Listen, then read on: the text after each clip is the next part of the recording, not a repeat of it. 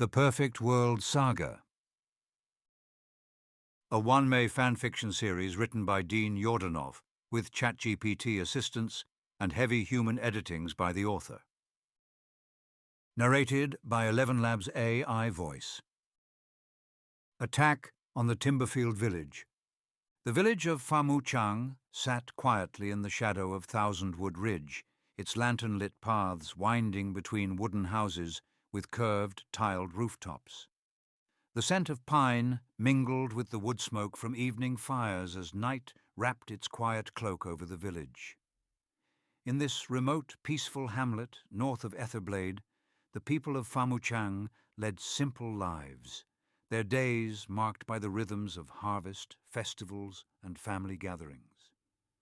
Close to midnight, in the village elder's house, 15-year-old Due Luo lay in her narrow bed, eyes half-lidded as the rhythmic hum of cicadas and the whisper of wind through paper screens lulled her toward sleep. The day's training had left her muscles sore and her mind adrift, and for a moment it seemed the night would pass in peaceful silence. Then, screams. They tore through the calm like blades, sharp and sudden, followed by the unmistakable clash of steel and the thudding chaos of footsteps. Dewey's eyes snapped open. She sat up with a gasp, heart hammering against her ribs.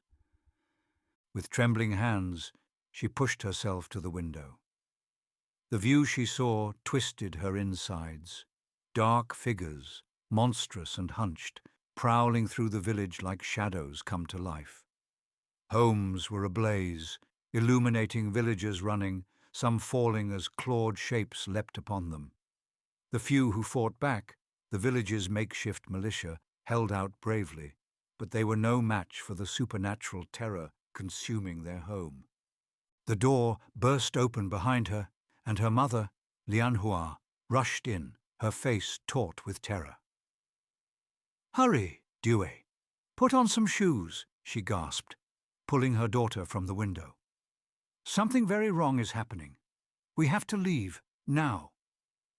Due pulled on her shoes with shaking hands, grabbing her cloak. They hurried downstairs, where her father was already at work, strapping a weapon to his side, his face set in grim resolve as he steadied Dewey's two younger brothers. "Stay with your mother," he said firmly, his voice leaving no room for argument. Then he turned to Lianhua. "Keep them safe, Lianhua," he added, more softly this time, placing a gloved hand gently on her shoulder. The slight squeeze of his fingers betrayed the fear he couldn't voice, that this might be goodbye.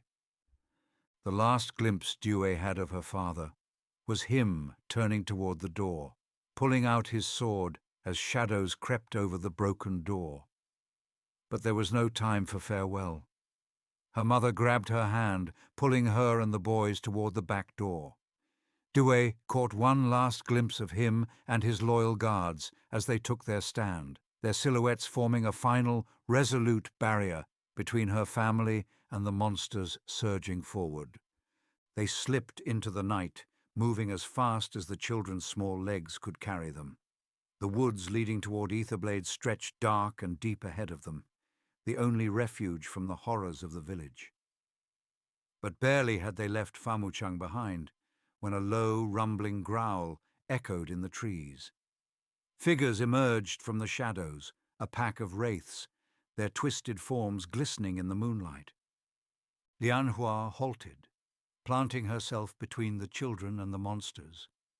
The air grew hot and charged around her as she raised her arms. Due could see the concentration etched on her mother's face as she whispered words of power.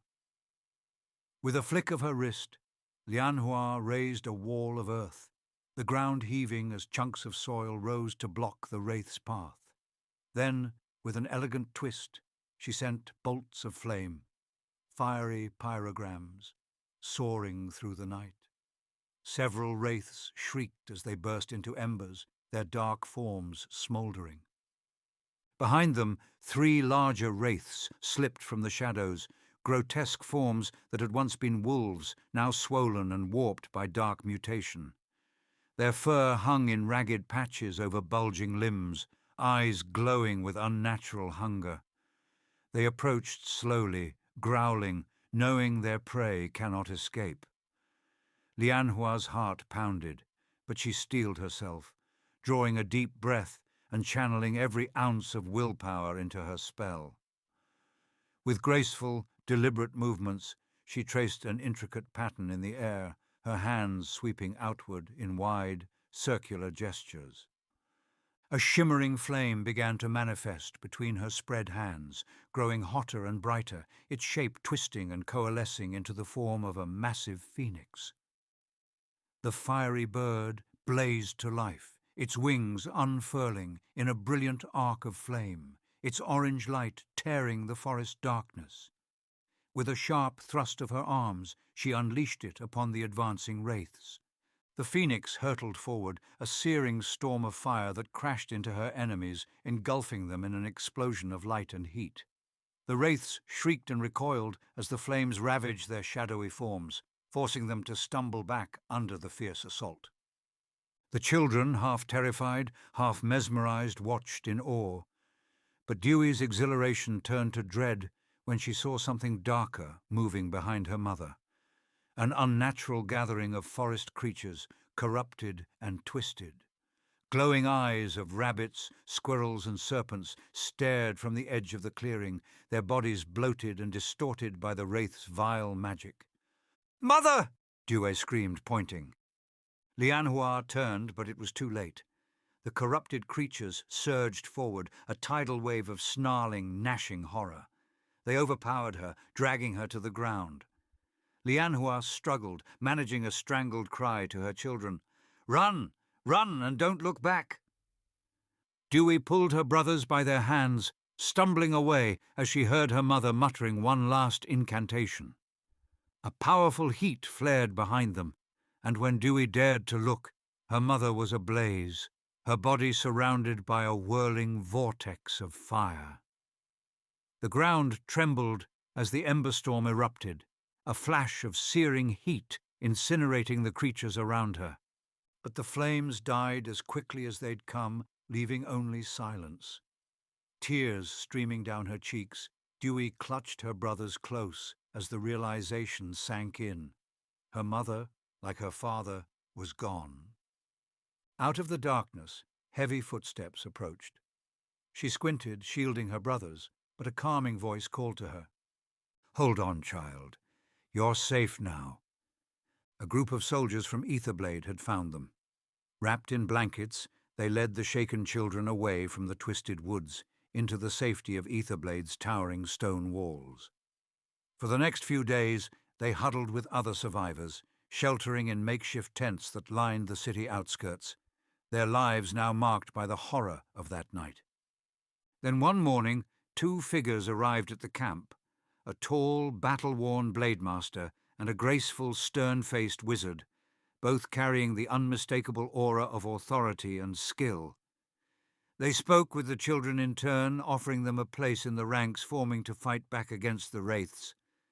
When Dewey's turn came, she entered the tent, feeling the weight of their gaze. The wizard, a woman in blue and white battle robes, studied her intently, her waist-length braid and war-hardened eyes marking her as a woman who had mastered both magic and survival. "You're Dewey Luo, yes?" Her tone softened. "I knew your mother. She was a friend, a true sister of magic. She would want you to be strong, to make a choice." The Blademaster, tall and broad-shouldered, stood with the quiet authority of a seasoned warrior.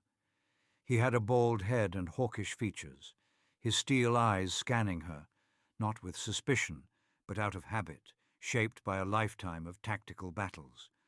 Ornate heavy armor, marked with subtle emblems of rank, encased his frame, and two short battle axes rested crossed on his back.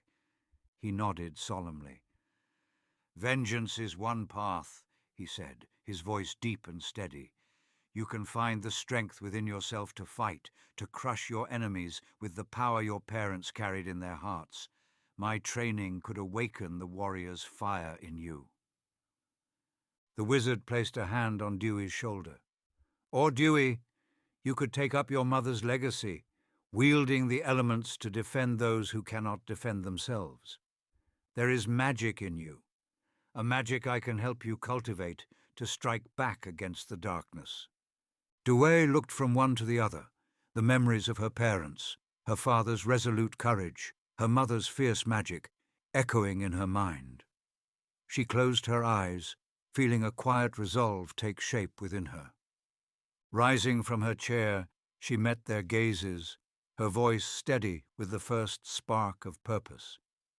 I will be a